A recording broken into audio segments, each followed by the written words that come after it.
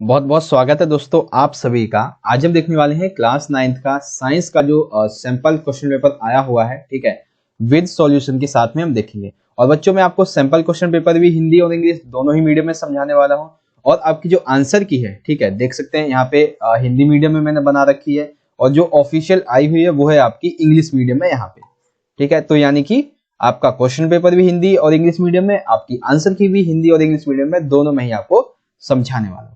तो चलिए हम स्टार्ट करते हैं बिना देरी करते हुए। अगर आपको सैंपल पेपर का पैटर्न जानना है तो आप यहाँ से देख सकते हैं कि टाइमिंग है 2 घंटे की, मैक्सिमम मार्क्स आपके 40 हैं and number of total section जो है वो आपके क्वेश्चन पेपर में 3 है and number of total question 15 है। सेक्शन ए में आपके 2 मार्क्स के 7 क्वेश्चन हैं, सेक्शन बी में आपके 3 मार्क्स के 6 क्वेश्चन हैं एंड सेक्शन सी में आपके 2 मार्क्स के 2 केस स्टडी क्वेश्चन है 4 मार्क्स के, ठीक है। तो ये तो हो गया आपका पेपर पैटर्न का। अब चलिए हम क्वेश्चन आंसर की तरफ बढ़ देते हैं। तो यहाँ पे देख सकते हैं सबसे पहला प्रश्न है आपका कि एक सेकेंड, हाँ, सबसे पहला प्रश्न है, एक लड़का सर्दी जुकाम से ग्रस्त है, यह किस प्रकार का रोग है, तीव्र या फिर दीर्घकालिक। और दूसरा है, 2 दीर्घकालिक रोगों के नाम लिखिए। तो इसे हम हिंदी और इंग्लिश दोनों ही मीडियम में इसका सॉल्यूशन देखते हैं। तो यहाँ पे देख सकते हैं इसे कहते हैं हम तीव्र रोग है, और 2 जो दीर्घकालिक रोग है जिसे आप मधुमेह कह सकते हैं, क्षय रोग कह सकते हैं, ठीक है। और इंग्लिश मीडियम की अगर हम बात करें तो ये है आपका, ठीक है, एक्यूट डायबिटीज एंड ट्यूबरकुलोसिस।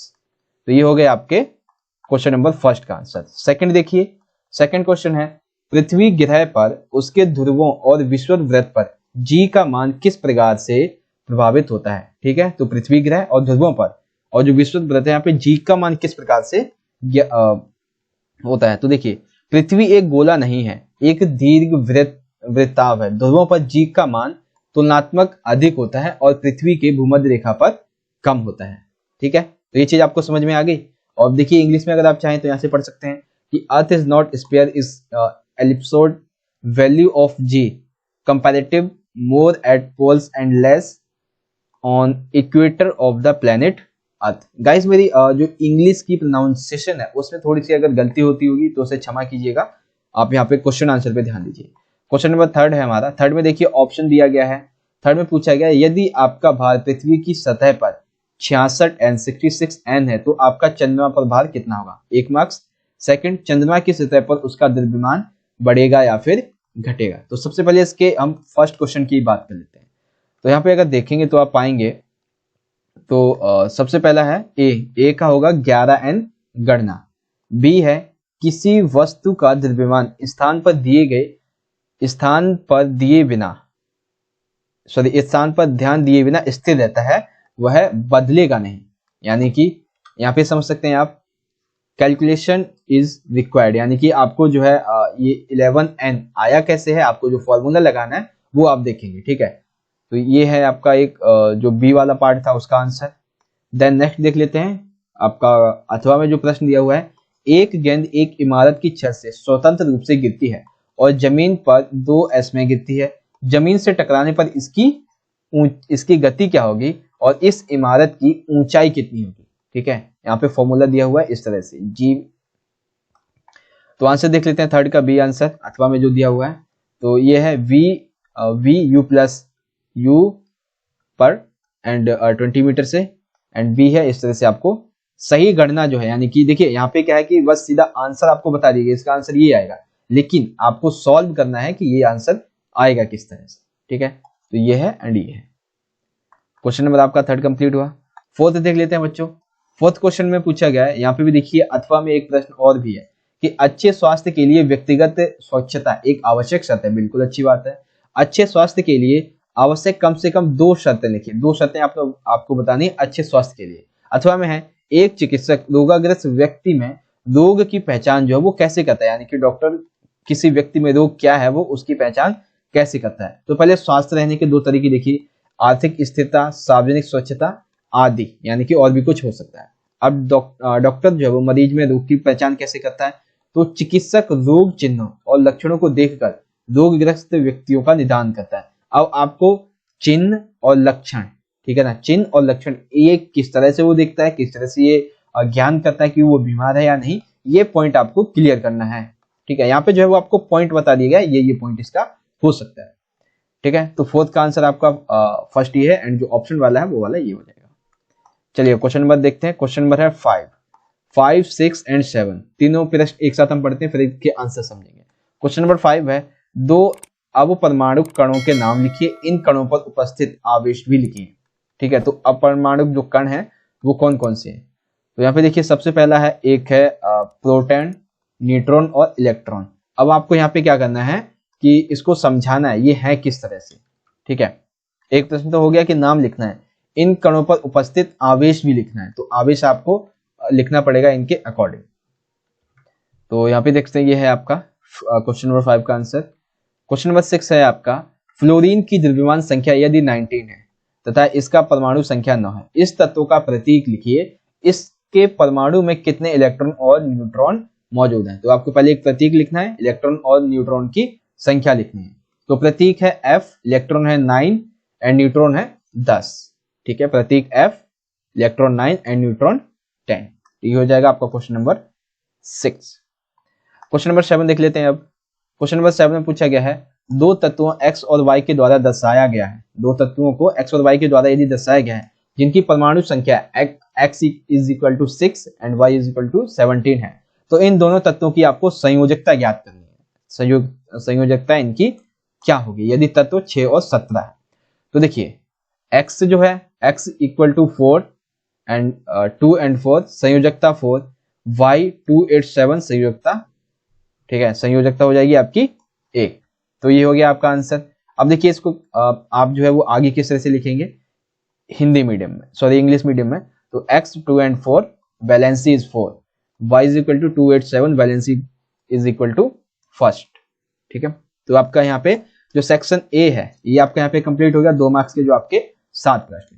ठीक है, और बच्चों एक चीज मैं आपको बता दूं कि अगर आप इस वीडियो का, आप अपने क्वेश्चन पेपर का जो पीडीएफ है उसे डाउनलोड करना चाहते हैं तो आप हमारे टेलीग्राम ग्रुप में ज्वाइन हो जाइए। वहां पे आपको ये सभी के सभी पीडीएफ फ्री ऑफ कॉस्ट में मिल जाएंगे, हिंदी मीडियम में, इंग्लिश मीडियम में, दोनों में ही। जो मैं पीडीएफ आपको 9th के यहाँ पे दिखाता हूँ वो आपको टेलीग्राम ग्रुप में देखने को मिल जाएंगे।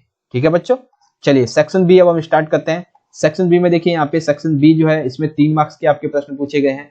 तो क्वेश्चन नंबर 8 दिया हुआ है, एक तीर को तने हुए धनुष से छोड़े जाने पर वह आगे की ओर बढ़ता है, इस प्रक्रिया में ऊर्जा के स्थानांतरण को समझाइए। बी में है 40 किलो द्रव्यमान की एक लकड़ी अपने घर की छत पर चढ़ती है, छत जमीन से 15 फुट ऊपर है, छत पर पहुंचने पर लकड़ी द्वारा प्राप्त स्थित ऊर्जा की जो मात्रा है उसकी आपको सही गणना करनी है। 1 foot is equal to 0.30 m। और अथवा में दिया हुआ है ये वाला प्रश्न कि 1000 किलोमीटर द्रव्यमान वाली एक चलती बस के वेग को 36 किलोमीटर घंटा से 72 किलोमीटर घंटा तक बढ़ाने के लिए किए गए कार्य का आपको परिकलन करना है। तो दोनों ही क्वेश्चन काफी टफ है यहाँ पे। ठीक है, अगर देखा जाए तो फिर भी हम देखते हैं इसका आंसर आप किस तरह से लिखेंगे। तो सबसे पहले आप लिखेंगे का विषय ऊर्जा यानी कि स्थित ऊर्जा और गतित ऊर्जा। ठीक है, बी आ जाएगा 15 foot is equal to 4.5 metre and इस तरह से आप इसको सॉल्व कर देंगे। अथवा में जो दिया हुआ है उससे आप इस तरह से कर देंगे 1000 किलोमीटर घंटा, ये जो आपका प्रश्न था बस वाला जो आपका प्रश्न था यहाँ पे। ठीक है, ये वाला प्रश्न नीचे वाला। उसके बाद अगर इंग्लिश मीडियम में आप देखना चाहें तो यहाँ से देख सकते हैं, A muscular energy, potential energy and energy and B is this one and option this one. तो ये हो गया आपका क्वेश्चन नंबर 8 का आंसर। बच्चों देखिए मैं आपको आंसर जो वो कंप्लीटली नहीं समझा रहा हूँ, क्योंकि अगर आपको मैं कंप्लीट आंसर एक जैसे पैराग्राफ बनाना चाहिए वैसे समझाता हूँ तो हिंदी और इंग्लिश मीडियम को दोनों को समझाने में मुझे कम से कम 2 से 2.5 घंटा का टाइम लग जाएगा। ठीक है, उसके बाद देख लेते हैं क्वेश्चन नंबर है 9 में भी 2 प्रश्न है आपके। गुरुत्वाकर्षण का सर्वाधिक नियम को इसके समीकरण सहित लिखिए। गुरुत्वाकर्षण का जो सबसे सर्वाधिक जो नियम है वो आपको समझाना है, इसके कोई 2 तत्व भी आपको लिखने हैं। तो ये आपका 2 मार्क्स का है। एंड जो सी बी वाला है, गुरुत्वाकर्षण के संबंध में जी और जी, कैपिटल जी एंड स्मॉल जी, इसका क्या अर्थ होता है। तो देखते हैं भाई क्या अर्थ होता है इसका। तो क्वेश्चन नंबर 9 यहाँ पे देख सकते हैं आप। सबसे पहले ए का है, प्रत्येक कण ब्रह्मांड के हर दूसरे कण को एक बल के साथ ऊर्जा आकर्षित करता है एवं द्रव्यानों के गुणनफल की समानुपाती होता है और उनके बीच की दूरी वर्ग के व्युत्क्रमानुपाती होती है। अब यहाँ पे देखिए जो एक चित्र बना दिया गया है। ठीक है, अब उसी के आधार पे आपको ये समझाएगा कि गुरुत्वाकर्षण का सार्वभौमिक नियम का महत्व है। यह सूर्य के चारों ओर ग्रहों की गति की व्याख्या करता है, पृथ्वी के चारों ओर चंद्रमा की गति और पृथ्वी के चारों ओर कृत्रिम उपग्रहों की गति। यह पृथ्वी पर नदियों में वर्षा, हिमपात और जल की प्रवाह की परिघटनाओं की भी यहाँ पर व्याख्या करता है।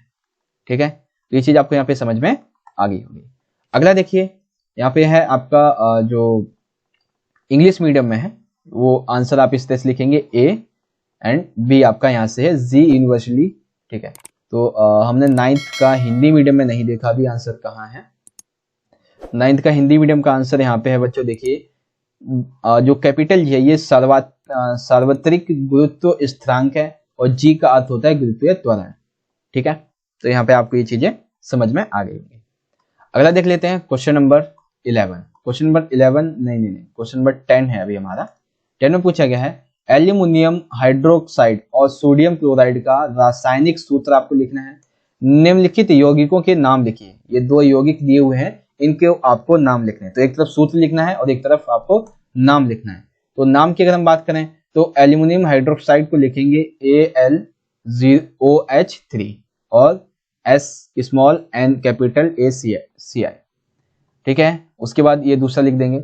अब ये हो गया आपका यहाँ पे A एंड B। और इंग्लिश मीडियम में अगर हम देखें तो इंग्लिश मीडियम में यहाँ पे देख सकते हैं क्वेश्चन नंबर 10 है हमारा। हाँ, ये 10 aluminium hydroxide and aluminium oxide and magnesium oxide. ये हो जाएगा आपका क्वेश्चन नंबर 10 का आंसर। लास्ट देखते हैं, लास्ट नहीं अभी तो अभी और भी हमारे प्रश्न है। क्वेश्चन नंबर 11 देख लेते हैं कि प्रकाश संश्लेषण के दौरान ग्लूकोज और ऑक्सीजन का निर्माण होता है। ग्लूकोज का आणविक द्रव्यमान परिकलित कीजिए जब ये हो। और बी है 12G एंड C12 में कितने परमाणु उपस्थित होते हैं। तो कितने परमाणु होते हैं वो भी देख लेते हैं और द्रव्यमान का परिकलन भी करते हैं। तो ये है आपका 11th का जो दिया हुआ है, इस तरह से आप करेंगे एंड बी जो है वो आपका आंसर है, इस तरह से लिखेंगे। देन इंग्लिश मीडियम में हम देख लेते हैं। तो इंग्लिश मीडियम में यहाँ पे लिखा हुआ है ए एंड बी, इसका आंसर आप इस तरह से लिखेंगे। क्वेश्चन नंबर 12 एंड 13 इसको हम एक साथ पढ़ लेते हैं ताकि आपका टाइम ज्यादा वेस्ट ना हो। अब 13 में देखिए क्या है कि एक चित्र के माध्यम से आपसे प्रश्न पूछा गया। पहले जो आपका 12 है उसे यहाँ पे समझिए। 12 में क्या पूछा गया, धनयान और ऋणयान को परिभाषित कीजिए। जब सोडियम क्लोराइड को पानी में घोला जाता है तो यह सोडियम और क्लोराइड आयन बनता है। इन आयनों को धनायन और ऋणायन आयनों में वर्गीकृत कीजिए। इन आयनों के संकेत भी लिखिए। एंड 13th है समस्थानिक किन्हें कहते हैं। दो समस्थानिकों के उपयोग लिखिए। दिए गए परमाणु संरचना के चित्र में दर्शाए गए परमाणु की पहचान कीजिए। इसका इलेक्ट्रॉनिक विन्यास भी आपको लिखना है। तो अब देखिए इन दोनों के आंसर हम किस तरह से लिखेंगे। तो पहले क्वेश्चन का देख लेते हैं 12 का आंसर। तो 12 का आंसर देखिए यहाँ पे लिखा हुआ है, एक सेकेंड ये क्या आ गया, हाँ 12 का आंसर ये दिया हुआ है एंड 13 का आंसर आपका यहाँ पर दिया हुआ है। देन अगर मैं आप बात करूँ आपकी इंग्लिश मीडियम की, तो इंग्लिश मीडियम में देखिए आपका जो आंसर 12 यहाँ पे है एंड 13 का आपका यहाँ पे दिया हुआ है। बच्चों अगर आपको पीडीएफ डाउनलोड करना है तो टेलीग्राम ग्रुप जरूर ज्वाइन कीजिएगा, वहां पे आपको ये पीडीएफ मिल जाएगी। अब देख लेते हैं हमारा सेक्शन सी। सेक्शन सी में जो है वो आपके कुछ एक second, question number 15, question number 17, हाँ 2 ही प्रश्न है जो कि आपके केस बेस्ड है और इसमें भी आपको एक अथवा में दिया गया होगा। देख लेते हैं। क्वेश्चन नंबर 14 है, 4 मार्क्स का आपका ये प्रश्न है। ठीक है, फर्स्ट, सेकंड एंड थर्ड ये तो हो गए आपके स्रोत हो गया एक तरह से। अब प्रश्नों के उत्तर देने हैं। ट्यूबलाइट को जलाने पर उसमें ऊर्जा स्थानांतरण को लिखिए। सेकंड है विद्युत ऊर्जा संरक्षण के लिए दो सुझाव दीजिए। एंड सी है यदि बिजली की खपत दर 3.00 रुपए प्रति यूनिट है तो मार्च के महीने का उसके घर का बिजली का बिल कितना होगा। या फिर अथवा में ऐसी सी में अथवा है उपरोक्त पानी की मोटर का पंप प्रति मिनट 10 मीटर की ऊंचाई तक कितना पानी बढ़ा या फिर पहुंचा सकता है। तो ये हो गया आपका क्वेश्चन नंबर 14 का हिंदी मीडियम में क्वेश्चन एंड इंग्लिश मीडियम में क्वेश्चन आपका यहाँ पे दिया हुआ है। अब हम इसके आंसर को देख लेते हैं। तो क्वेश्चन नंबर 14 का जब आप आंसर लिखेंगे तो क्वेश्चन नंबर 14 का आंसर आप इस तरह से लिखेंगे ए, बी एंड सी। एंड ये जो आप सॉल्व करेंगे वो कुछ इस तरह से आप इसे सॉल्व करेंगे। ठीक है, देन इंग्लिश मीडियम में अगर हम देख लेते हैं तो इंग्लिश मीडियम में यहाँ पे देखिए A, B and C. And then जो आपका अथवा में प्रश्न दिया हुआ है सी का अथवा में, वो यहाँ पे आपको देखने को मिल जाएगा। ये हो जाएगा आपका अथवा वाला। तो यहाँ पे आपको समझ में आ गया आपका क्वेश्चन नंबर 14 भी। और हाँ एक सेकंड में आपको ये देखिए यहाँ पे छोटा आपको दिख रहा होगा शायद ये वाला चीज, तो इसे आप एक बार देख लीजिए यहाँ पे। हाँ अब ठीक है, ये है आपका पानी का द्रव्यमान किस तरह से आया है, ये चीज यहाँ पे आपको समझाई गई है। ठीक है, चलिए आगे चलते हैं। क्वेश्चन नंबर 15 की बात करते हैं। इसमें भी एक अथवा दिया जाएगा आपको। 15 में पूछा गया है, एक कुत्ते ने एक लड़के को काट लिया। जब वह उसे गली में परेशान कर रहा था, उसके माता पिता उसे चिकित्सक के पास ले गए। चिकित्सक ने उसे 7 इंजेक्शन लगवाने को कहा। निम्नलिखित प्रश्नों के उत्तर दीजिए। पहला, कुत्ते के काटने से कौन सा रोग होता है?